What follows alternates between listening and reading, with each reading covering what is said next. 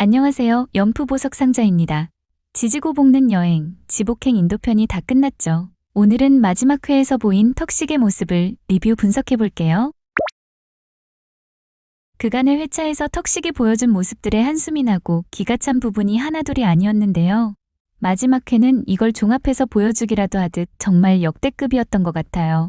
여기저기 올라오는 게시글과 댓글들, 리뷰들을 보면서 아마도 턱식은 의이구, 악플러들 이러고 말겠죠. 지금까지 나는 솔로 10기, 결혼 말고 동거, 낯솔 사계 등의 프로그램에 나왔고 다른 기수의 막방 라이브 방송 때 진행 MC로 참여하는 등 스스로를 드러내는 방송에 굉장히 여러 차례 출연했었어요. 그리고 지지고 볶는 여행에서는 사계에 함께 나왔던 백합과 인도 여행을 가게 되었죠.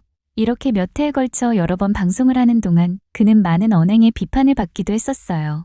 그런데 많은 출연자들은 대부분 단 한 번의 프로그램 출연만으로도 내가 저런 식으로 행동하는 줄 몰랐다. 스스로를 돌아보게 되었다. 방송 속 내 모습을 보면서 거울 치료했다. 여기서 거울 치료는 24기 옥수는 제외할게요.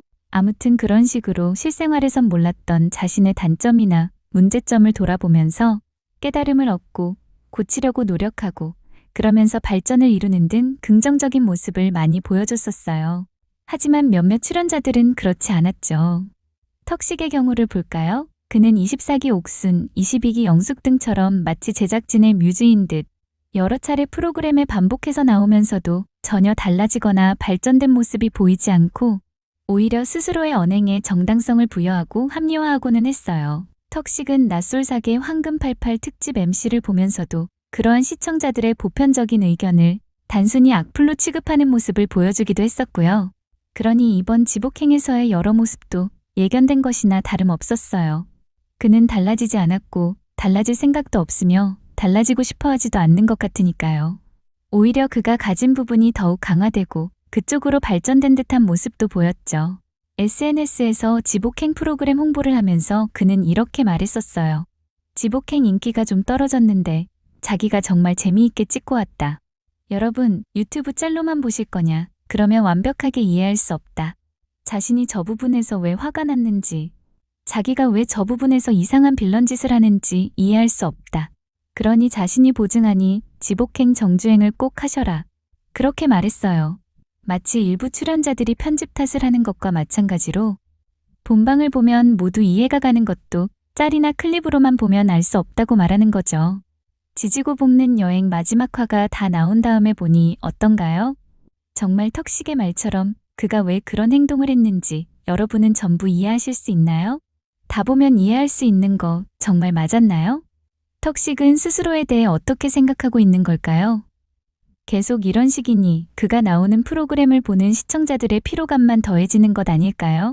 저는 인물 분석과 리뷰를 방송 편집본을 토대로 한다는 점을 늘 말씀드리는데요. 우선 이번에도 지복행 마지막 화에서의 턱식의 모습 한번 낱낱이 살펴볼게요. 턱식이 이런 분석 역시 악플로 치부하신다면 뭐 할 말이 없긴 하겠지만요. 일단 턱식의 언행은 겉으로는 배려와 책임감의 언어를 사용하지만 실제로는 상대방을 통제하려는 욕망에 변형된 표현으로 보여져요. 그가 나는 계획 없이 움직이는 거 싫다. 배려 없는 행동은 이해 안 된다라고 말하는데 이는 내 계획에 따르지 않으면 비합리적이다라는 선언에 가깝죠. 즉, 배려를 자기 질서의 강요를 합리화하는 언어적 장치, 통제의 정당화 장치로 사용하는 거예요. 턱식이 원하는 것은 관계의 상호성보다는 상대가 자신의 질서 속에서만 움직이는 안정감입니다. 이것이 바로 자기애적 통제 욕구의 전형적 형태입니다. 우선 턱식의 심리 구조를 분석해 볼게요. 그에게서 보이는 건 자기애와 결핍의 역전 구조입니다. 턱식은 반복적으로 나는 너무 잘해줘서 문제다 라고 말하죠. 나는 나를 우선시하는 사람을 만나야 한다라고도 말하고요. 이 표현은 자기애적 방어의 대표적 형태입니다. 그는 내가 문제다라는 현실 인식을 내가 너무 잘해서 문제다라는 왜곡으로 치환해버립니다. 이것은 부정과 합리화의 결합입니다. 그는 자신의 관계 실패를 내가 너무 잘해서 생긴 문제로 전환함으로써 자기 비판을 회피하고 자존감을 유지합니다. 일반인들이 볼 때 숨이 턱 막힐 정도로 기가 막히고 이해가 되지 않는 지점이죠. 또한 상대는 대접만 받으려 했다는 비난은 그의 투사적 동일시를 잘 보여줘요. 자신의 통제욕과 불안을 상대의 무능과 의존으로 투사한 겁니다. 통제욕과 감정적 의존을 상대에게 전가해버리고 그 상대를 실제로 의존적이고 수동적인 사람으로 만들려는 심리예요. 멜라니 클라인의 개념에 따르면 이는 불안을 외부로 던져 안정감을 얻으려는 원시적 방어입니다. 자신 안의 불안을 타인에게 전가하고 그 타인이 실제로 그 불안한 역할을 하게 만드는 심리적 메커니즘이 정확히 작동하고 있습니다. 즉 그는 백합을 의존적인 사람으로 만들어야만 자신의 지배자적 위치를 유지할 수 있는 겁니다. 결국 턱식은 상대를 무능한 타자로 설정해야만 자신을 유능한 주체로 느낄 수 있는 거예요. 턱식의 관계는 가짜 배려를 통한 감정 지배를 통해 유지되고 있어요. 그건 교감이 아니라 감정의 거래에 가깝습니다. 그의 컵라면 끓여주기, 맥주 따주기 같은 행위는 순수한 배려가 아니라 감사와 인정 욕구의 투사물입니다. 즉 내가 해줬으니 너는 반응해야 한다는 교환 논리예요. 그러니 다른 사람들이 볼 때 별것도 아닌데 라는 행동을 아주 대단한 것인 양 포장하고 확대하는 것이죠. 조색친과 만났을 때도 아침에 여자에게 예쁘다 소리를 많이 해줘야 한다면서 자신이 정말 잘한다고 조언 같지 않은 조언을 떠들어댔죠. 그는 여기서 비대한 자아를 선명하게 보여줍니다. 진심으로 자신이 잘했다고 생각하는 거예요. 상대가 자신이 예상한 반응을 보이지 않으면 그는 즉시 비난, 냉담, 거리두기로 전환합니다. 이러한 패턴은 회피형 애착에서 흔히 나타납니다. 감정적 친밀감이 자신이 통제할 수 없는 수준으로 확장되면 그는 불안 대신 냉정을 가장합니다. 냉정함은 감정 억제가 아니라 통제의 또 다른 형태예요. 설명하다 보니 자꾸 화가 나는데요. 꾹 참고 계속해 볼게요. 에스터 페레는 이렇게 말합니다. 자기애적 인간은 사랑을 관계가 아니라 자기 정체성의 확증 수단으로 사용한다. 턱식의 배려 역시 관계적 행동이 아니라 자기 효용을 증명하기 위한 수행행위입니다.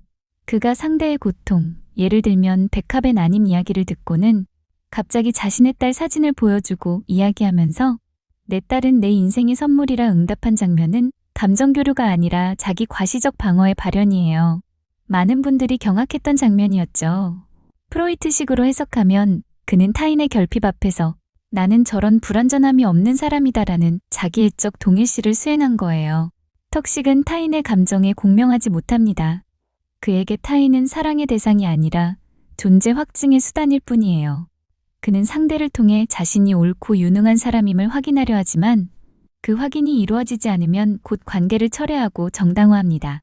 또한 비난을 하기도 하죠. 이로 인해 그는 늘 비슷한 결말, 즉 피로, 단절, 자기 합리화를 반복합니다. 그는 변화할 수 없어요. 왜냐하면 자신이 문제라는 사실을 인정하는 순간 자신이 무너진다고 느끼기 때문입니다. 턱식은 아마 관계의 실패를 여러 차례 경험했을 거예요. 하지만 그 실패를 타인의 결함으로만 해석하는 사람입니다. 그에게 자기 성찰이란 존재하지 않아요. 성찰은 불편하고 불편함은 곧 약함으로 느껴지기 때문입니다. 그래서 그는 언제나 이해받지 못한 사람, 너무 잘해준 사람이라는 서사 속에 자신을 숨깁니다. 그의 친절은 전략이고 그의 논리는 방패예요. 결국 턱식은 사랑을 배우지 못한 자기애자입니다.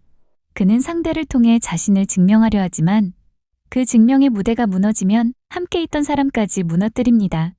그러고 나서 말하죠. 나는 최선을 다했다. 그의 최선이란 자기 이미지를 지키기 위한 방어적 노력에 불과합니다. 진짜 관계는 그가 가장 두려워하는 것, 자신이 제어할 수 없는 타인의 감정에서 시작된다는 사실을 그는 끝내 배우지 못하게 되는 거죠. 그걸 극복하지 못한다면 그는 영원히 변할 수 없을 겁니다. 여기까지 턱식에 대한 리뷰를 마치겠습니다. 함께 보고 들어주셔서 감사드리고요. 오늘은 화가 많이 나는 관계로 짧게 마치도록 할게요. 저는 다음 리뷰를 통해 또 다른 이야기로 찾아뵙 영상에 공감이 되셨다면 좋아요와 구독 부탁드리고 전 다음 영상으로 뵐게요. 감사합니다.